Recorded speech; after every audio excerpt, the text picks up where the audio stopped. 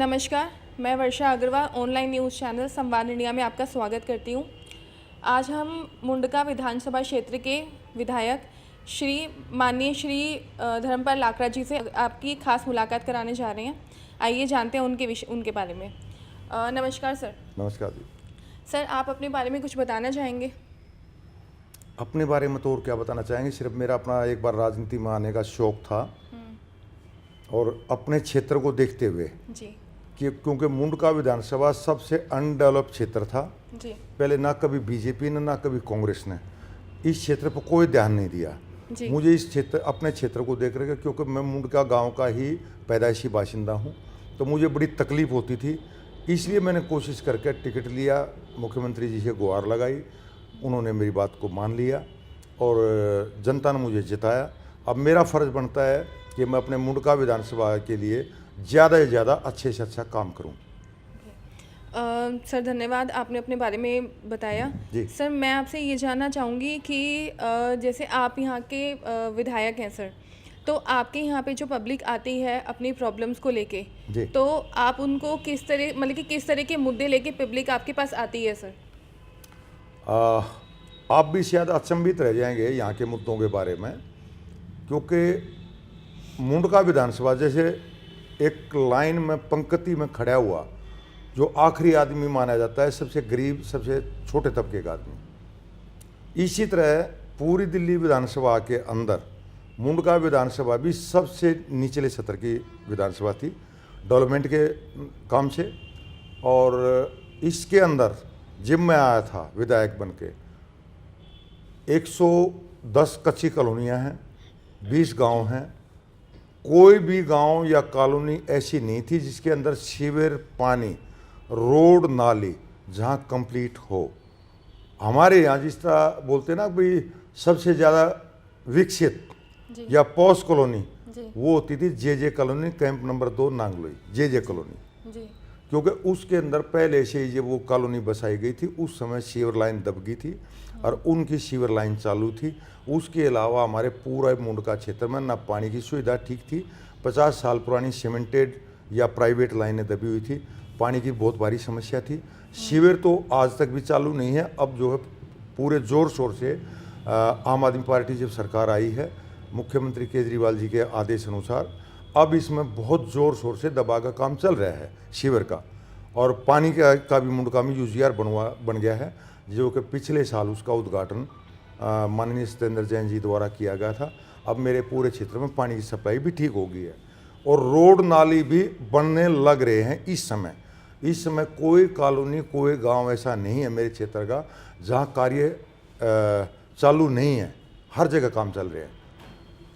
Sir, आपके पास जो public आती है अपने मुद्दे लेके, अपनी परेशानियां लेके, तो आपको बेसिकली क्या चैलेंजेस फेस करने पड़ते हैं उन परेशानियों को रिजॉल्व करने के लिए सर? नहीं, कोई परेशानी नहीं आती, कोई चैलेंज नहीं है हमारे यहाँ। जब मैं बता रहा हूँ ना, सिर्फ यही परेशानियाँ हैं।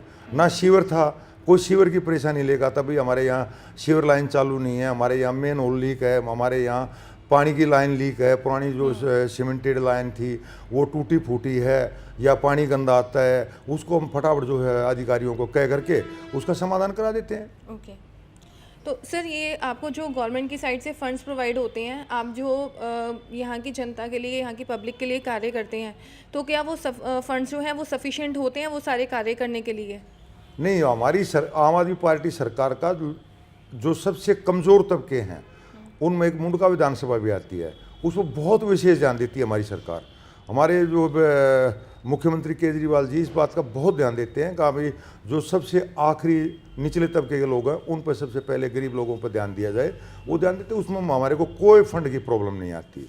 हाँ, अब जो जरूर प्रॉब्लम आई है, जब से ये हमारे नए राज्यपाल, उपराज्यपाल आए हैं, तो उसके बाद से वो हर फाइल को कुरेदने लग रहे हैं, हर फाइल को जो कहीं ना कहीं उलझाने की, फंसाने की, अटकाने की कोशिश करते हैं, जिसके कारण अब हमारे चीफ सेक्रेटरी, फाइनेंस सेक्रेटरी, वो भी बजट को अब अभी जैसे थोड़ी देर पहले मेरी बात होने लग रही थी, आप आए उससे पहले हमारे गांव के का भी एक आदमी आया था, तो उनकी गली में पानी की पाइपलाइन नहीं दबी है, ऊपर से रोड नाली बनाने का ठेकेदार दबाव डाल रहा है बनाने के लिए। तो वो हमारे से ये पूछने आया था कि भाई वो कब तक लाइन दब जाएगी। अब मैंने वो जल बोर्ड वालों से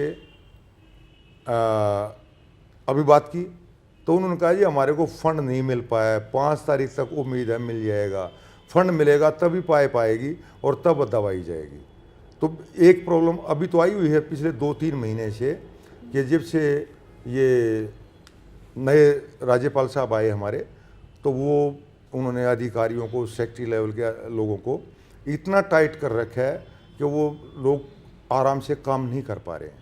सर मैं आपसे एक चीज़ और पूछना चाहूँगी कि अब जैसे बच्चों की स्कूलिंग है सर, तो उसके बारे में कुछ आप कहना चाहेंगे कि आपने क्या स्टेप्स लिए सर बच्चों की एजुकेशन के लिए, स्पेशली वो बच्चे जो कि पढ़ना चाहते हैं लेकिन सफिशिएंट फंड्स ना होने की वजह से उनकी स्कूलिंग नहीं हो पाती है सर?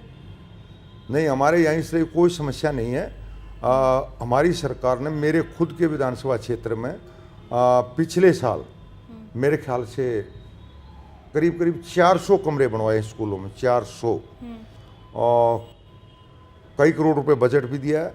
स्कूलों की नई बिल्डिंगें बनी हैं, कमरे बहुत बड़े अच्छे बने हैं और एजुकेशन के मामले में तो हमारी सरकार जो बहुत अच्छा कार्य कर रही है, बहुत अच्छा कार्य कर रही है। शायद देश में किसी भी स्टेट में इतना अच्छा कार्य नहीं हो रहा होगा।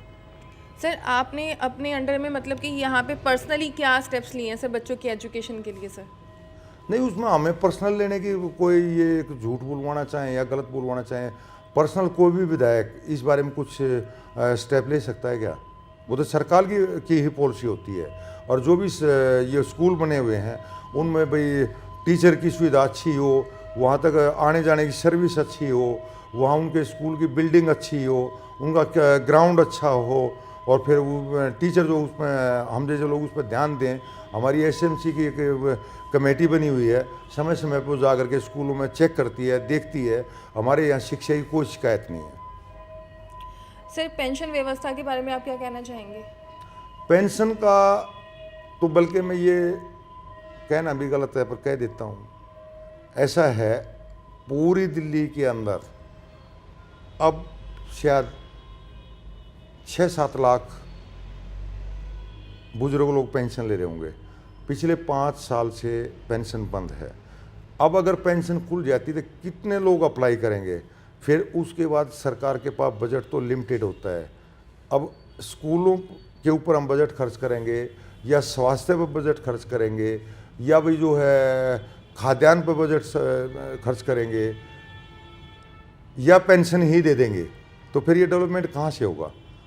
उसके बारे में भी जैसे इनको और बाकी कामों से थोड़ा हमें छुटकारा मिलेगा, पेंशन का भी हम खोलने जा रहे हैं।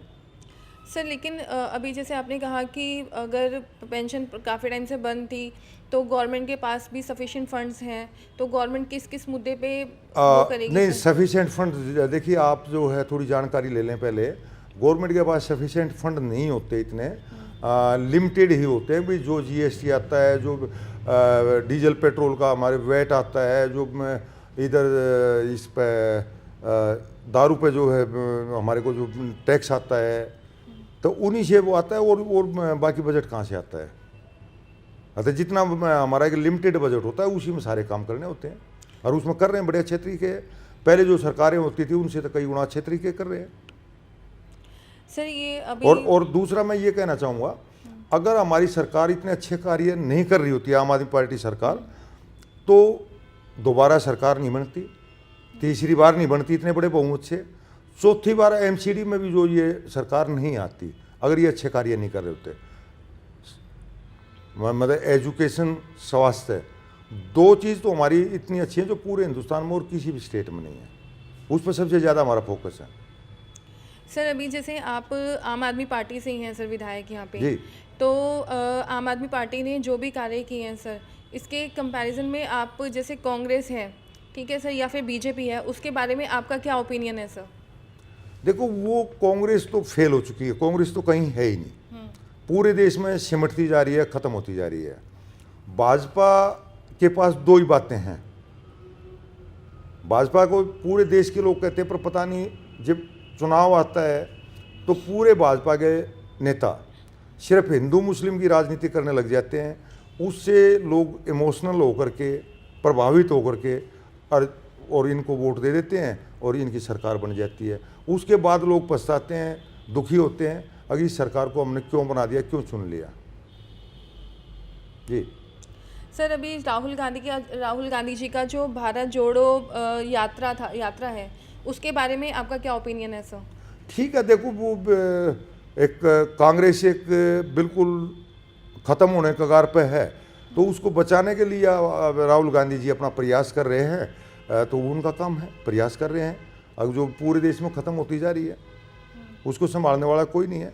अब वो भारत जोड़ो यात्रा की बजाय कांग्रेस जोड़ो यात्रा समझो उसको, कि भी किसी तरह कांग्रेस को बचाओ, कांग्रेस को जोड़ो। सर, अभी हमने काफ़ी सारे मुद्दों पे आपसे बातचीत की है सर। सर, मेरा ना एक अहम मुद्दा ये भी रहेगा जो मैं आपसे पर्सनली पूछना चाहूँगी कि ना जैसे वुमेन सिक्योरिटी है, वुमेन सेफ्टी है, इसके लिए गवर्नमेंट क्या कर रही है सर, या फिर आप पर्सनली मतलब कि क्या इसके बारे में बोलना चाहेंगे सर? नहीं, वुमेन सिक्योरिटी के लिए देखो, पहली बात तो ये एक सेंट्रल गवर्नमेंट का काम है ये, क्योंकि पुलिस का, फोर्स का, कानून का, पार्लियामेंट का, वो सेंट्रल गवर्नमेंट का काम है। वहाँ से जो भी कानून बनता है तो उसी को तो सभी कोर्टें या जो है, हमारी आम आदमी पार्टी सरकार के हाथ में तो कोई ना फोर्स है ना और कुछ, कोई पुलिस है, कुछ भी नहीं है। जैसे भी ऊपर से जितना भी हमें मिल जाता है वो उतना हम अपना करते हैं। और हमारी जो महिला आयोग की अध्यक्ष हैं स्वाति मालीवाल जी, वो कितना अच्छा कार्य कर रही हैं। कहीं भी कोई छोटी मोटी कुछ भी बात होती है वो वहीं जाकर पहुँच जाती है और उसी मुद्दे को ज़ोर शोर से उठाती है। पुलिस को भी नोटिस करती है, कोर्ट को भी नोटिस करती है, अधिकारियों को भी नोटिस करती है। सर, जो आपका अभी तक का कार्यकाल था, ओवरऑल जो कार्यकाल है आपका, उसमें आपने अपने क्षेत्र में क्या इम्प्रूवमेंट्स किए हैं सर? मैंने अभी सबसे पहली जो बात आपने पूछी थी वो मैंने बता तो दिया था कि भाई जब मैं विधायक चुन का आया था, मैं ओपन कह रहा हूँ, कैमरे पे कह रहा हूँ कि पूरी मुंडका विधानसभा में एक जे कॉलोनी, झुग्गी झोपड़ी कॉलोनी, जिसको बोलते हैं ना अंधों में काना राजा, वहाँ सीवर लाइन चालू थी। और बाकी मेरे पूरे क्षेत्र में किसी गांव में या किसी भी कच्ची कॉलोनी में कोई सीवर लाइन चालू नहीं थी। दूसरा मैं ये कहना चाहूँगा, मेरे पूरे मुंडका विधानसभा में पॉश एरिया कोई भी नहीं है जो गवर्नमेंट ज़मीन एक्वायर करके और प्लानिंग करके कॉलोनी बसाती है, वो मेरे पूरे क्षेत्र में कोई नहीं है। मेरे क्षेत्र में गांव या कच्ची कॉलोनियाँ या जे कॉलोनियाँ हैं। तो जब से मैं आया हूँ, मैं तो उसी दिन से ज़ोर शोर से खूब काम कर रहा हूँ और मेरे क्षेत्र की जनता बहुत मेरे से खुश है। ये तो मेरा सौभाग्य है कि भी मैं आया और उसके बाद जो आम आदमी पार्टी सरकार ने खूब बजट दिया, खूब सहयोग दिया और पूरे क्षेत्र में मेरे आने के बाद से कभी काम रुक नहीं पाया है। कोरोना टाइम में भी हमारे क्षेत्र में काम चलता रहा। मेरे क्षेत्र की जनता पूरी खुश है मेरे कामों से। सर, बहुत अच्छा लगा जान के आपके बारे में ये सब, कि आप कॉन्फिडेंट होकर इस चीज़ के लिए बोल सकते हैं कि हाँ, मेरी जनता मेरे से खुश है, बहुत खुश है। देखिए, ये सब चीज़ें इंसान तभी बोल सकते हैं जब उन्होंने कुछ ना कुछ कार्य किए हैं। सर, अभी जो 2024 में इलेक्शंस आने वाले हैं, ऐसा है, मैं पहले उसी बात पर कहूँगा, जब मैंने बताया था ना मेरे क्षेत्र में कहीं भी डेवलपमेंट नहीं था और मेरे आने के बाद कुछ मेरी किस्मत ही अच्छी थी कि मेरी सरकार ने मुझे बहुत ज़बरदस्त सहयोग दिया और एक भी कॉलोनी या गांव ऐसा नहीं है जहां इस समय रोड, नाली, सड़क, सीवर, पानी जहां या तो बन चुके हैं या बनने लग रहे हैं या उनके ठेके हो चुके हैं, वो अभी नए साल से शुरू हो जाएंगे। जी, तो सर, मैं भी आपसे वही पूछने लगी थी कि 2024 में आपके क्या, जो अपकमिंग इलेक्शंस हैं, उसमें आपके क्या प्लान है? प्लान तो देखो 2024 की बजाय हमारा दिल्ली विधानसभा का चुनाव तो 25 में होना है। 24 में तो लोकसभा का होगा। लोकसभा चुनाव में तो जो पार्टी के शीर्ष नेतृत्व होता है वो ही फैसला करता है कि भाई वो अकेले लड़ेंगे, मिलकर लड़ेंगे, किसके साथ लड़ेंगे, उनकी क्या पॉलिसी होगी, वो ही तय करेंगे, उसमें हम कुछ नहीं कर सकते। सर, आप अपनी तरफ से जनता को क्या संदेश देना चाहेंगे? जनता को तो भाई हम इतने छोटे आदमी क्या संदेश देंगे, पर बाकी यही है कि भाई उसमें सबसे ज़्यादा जो मैं सोचता हूँ, ताकि जो भी देश या जो भी स्टेट या जो भी तबका जितना शिक्षित होता है उतना ही वो जो है सुरक्षित होता है और स्वस्थ होता है। तो सबसे पहले मैं जनता को यही संदेश देना चाहूँगा कि अपने बच्चों को ज़्यादा से ज़्यादा कोशिश करके शिक्षित करें और जिसके बच्चे शिक्षित होंगे, जिस देश की जनता शिक्षित होगी वो विकसित भी होंगे। सर बहुत अच्छा लगा आपसे बात करके, आपने अपना कीमती समय हमें दिया। 2024 और 25 के इलेक्शंस के लिए हमारी शुभकामनाएं आपके साथ रहेंगी सर। धन्यवाद। बहुत बहुत धन्यवाद सर। धन्यवाद।